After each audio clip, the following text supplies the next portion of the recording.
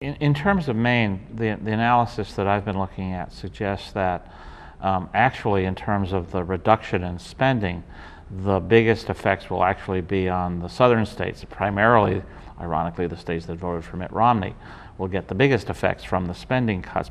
That's mostly because of the defense cuts. Okay. On top of the, and we have relatively little defense spending in Maine, of course, BIW and SACWA defense, but the real cuts will come in the operational budgets.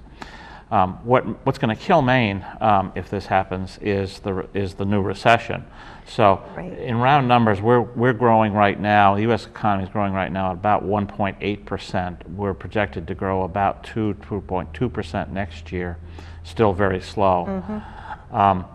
Most of the numbers I've seen, either from the Congressional Budget Office or the forecasters I work with, suggest that you're looking at between 3.5% and 4.5% reduction in GDP growth.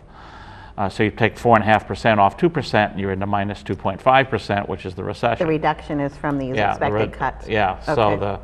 So it puts us back into a recession beginning probably third quarter next year. Depends on how fast they fix the problem.